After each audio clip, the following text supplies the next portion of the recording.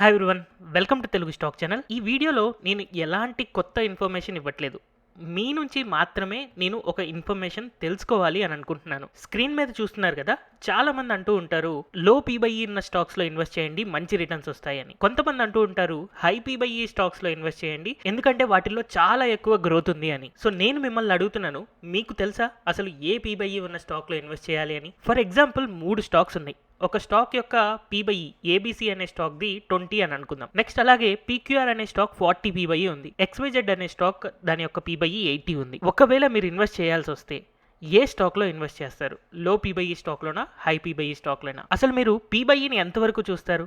దాన్ని బిలీవ్ చేస్తారా? అండ్ ఇలాంటి ఇన్ఫర్మేషన్ పీబైఈ గురించి మీకు తెలిసింది ఏదైనా కూడా కింద కమెంట్ సెక్షన్లో మెన్షన్ చేయండి. నేను చాలా మంది నా ఫ్రెండ్స్ అండ్ కొలీగ్స్తో మాట్లాడుతున్నప్పుడు పీబైఈని చాలా తప్పుగా అర్థం చేసుకుంటూ ఉంటారు. మెజారిటీ 99% పీపుల్ పీబైఈని తప్పుగానే అర్థం చేసుకుంటారు. మీరు కింద కమెంట్ సెక్షన్లో మెన్షన్ చేసే ప్రతి ఒక్క కమెంట్ని నేను చదివిన తర్వాత ఎందుకు మీరు అనుకునే పాయింట్స్ తప్పు అండ్ రైట్ వేలో ఎలా చూడాలి అనేది నేను మీకు నెక్స్ట్ వీడియోస్లో ఎక్స్ప్లెయిన్ చేస్తాను. అయితే దానికంటే ముందు నేను 3 స్టాక్ యొక్క ఎగ్జాంపుల్స్ చూపించాలి అని అనుకుంటున్నాను. అందులో ఫస్ట్ స్టాక్ వచ్చేసి ఆర్వీఎన్ఎల్.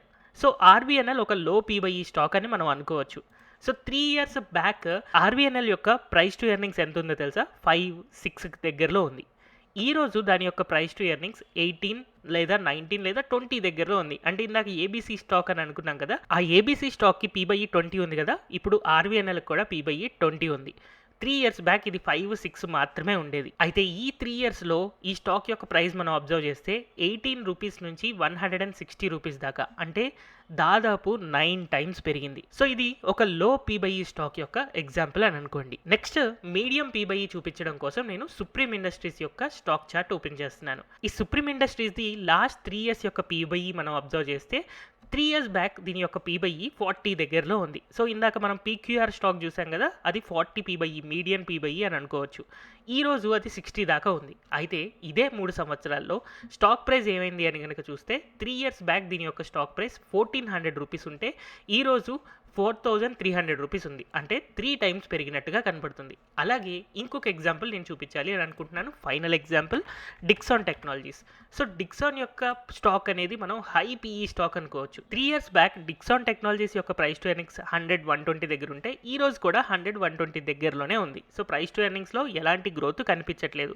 కానీ షేర్ ప్రైస్ మనం అబ్జర్వ్ చేస్తే 3 ఇయర్స్ బ్యాక్ ఇది 1900-1800 రేంజ్లో ఉంటే ఇప్పుడు 5400 రేంజ్లో ఉంది. అంటే ఈ స్టాక్ కూడా మనకి 3 టైమ్స్ పెరిగింది. సో ఇప్పుడు నేను చూపించిన 3 స్టాక్స్లో లో పీబైఈ స్టాక్ ఒకటి 7-8 టైమ్స్ పెరిగింది.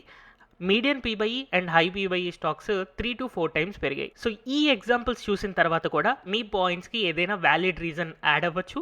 మీరు ఏదైనా తప్పుగా అనుకున్నా పర్వాలేదు, లేదు కరెక్ట్గా అనుకుంటే ఇంకా హ్యాపీ. బట్ మీరు అసలు పీబైఈలో ఎలాంటి పీబైఈ సెలెక్ట్ చేసుకోవాలి అని అనుకుంటున్నారు అనేది కింద కమెంట్ సెక్షన్లో మెన్షన్ చేయండి. మీ పాయింట్స్ అన్నీ చదివిన తర్వాత వితిన్ 2-3 డేస్ నేను పీబైఈ అనాలిసిస్ గురించి మీరు అనుకునే ప్రతి ఒక్క మిస్టేక్కి చాలా క్లియర్ ఎక్స్ప్లెనేషన్ ఇవ్వడం ద్వారా మీరు ఫాలో అవుతున్న రాంగ్ మెథడ్స్ని కరెక్ట్ చేయడానికి ట్రై చేస్తాను.